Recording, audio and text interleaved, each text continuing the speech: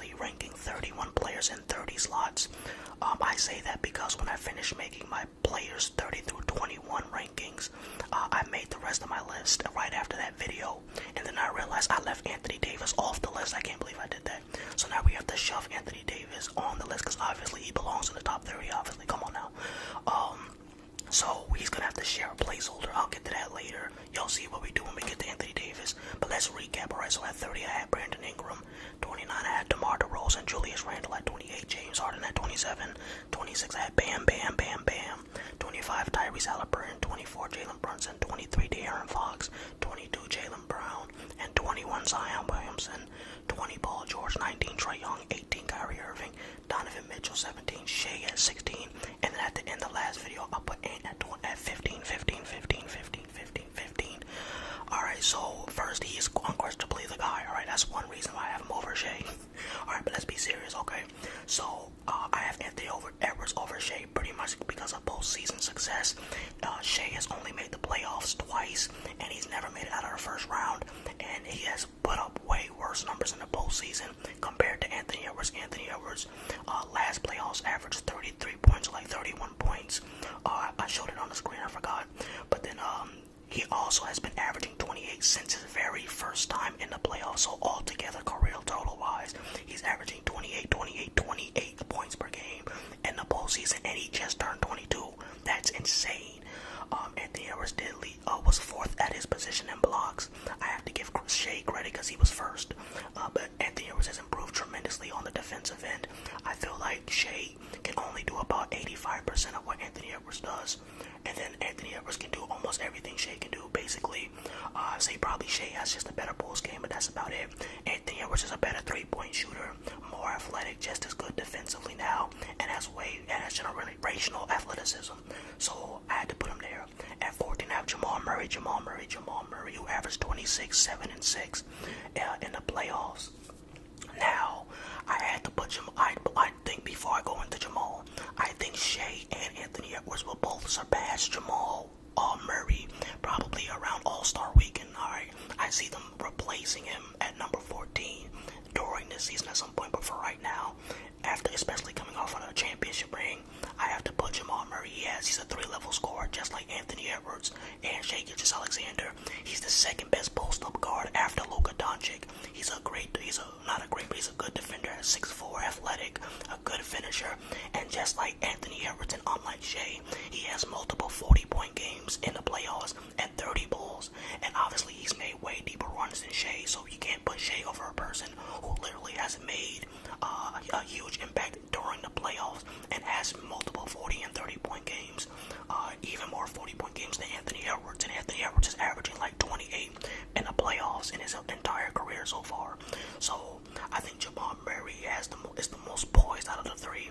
I think he's clutch. He makes big plays, and people forget in that Minnesota series when Anthony Edwards was going off, Jamal Murray was keeping them in the game, and that's the reason why they won in that series. I think at 13B, I have Ja Morant, who averaged 26, 8, and 6 in the regular season, and then 25, 7, and 7 in the playoffs. Now, he did have an underwhelming postseason, but part of that was like there was so many issues going on with the team, so I'm not going to put too much stock into that because there was too much going on, man. He was like suspended, players were injured, Dylan Brooks' ass, so it's like there's only so much you can do, but he's the most explosive player in the NBA. He has the highest vertical, he has a good mid-range game, he's shown the ability to stretch the floor somewhat. I wouldn't say he's a shooter, but he's not a complete liability from beyond the arc if he's left open. If you sag off too often, he can knock it down in rhythm. So, Ja Morant, he has made some decent playoff runs. He's been to the second round. He went head-to-head against LeBron James. He's been against the Warriors. And I think he took the Warriors like 6 games, right? I think they took the Warriors in 6 last year. But yeah, he's just consistent, man. He's consistently clutch.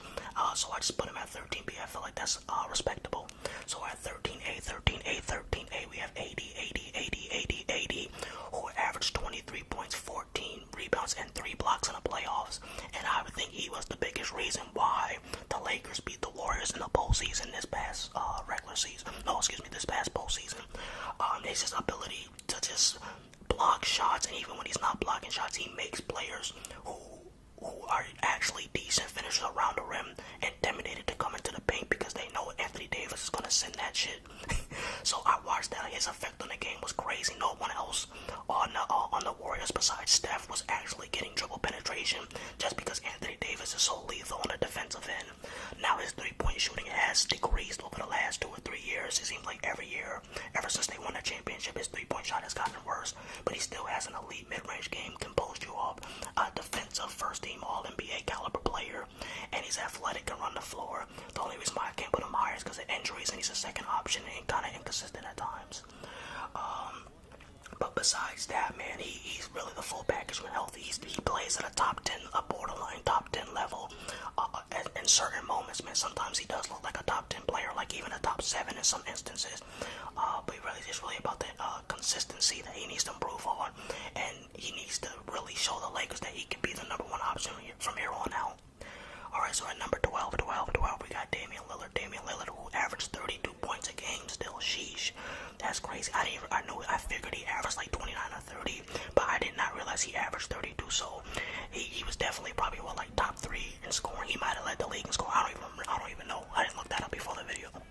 But Damian Lillard, we know what he is. He's an elite scorer, athletic, can finish around the rim. He's clutch. And he's just a bucket getter. He scored 70 during the regular season. He's made deep runs compared to other guards like Anthony Edwards, Shea, and other people who we know are going to be superstars in the future, but they just don't have quite the playoff experience that this guy has. He consistently averages over 30 like every year, man. He keeps getting more efficient and better. Obviously, he's a good 3-level scorer.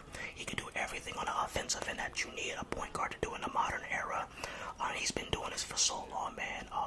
But yeah, I can't put him in the top 10 because there's one player who I still do think is better than Damian Lillard, and it's Devin Booker. Devin Booker is the player I have right outside my top 10. So I think he's the closest to the top 10, I should say. But yeah, Devin Booker, we know what he represents. He's an elite scorer. He can get to his spot versus anybody. It doesn't even matter what type of defender you are. He had an elite playoff run, an amazing playoff run where he averaged 33 points in 11 games in the postseason. That is insane to do.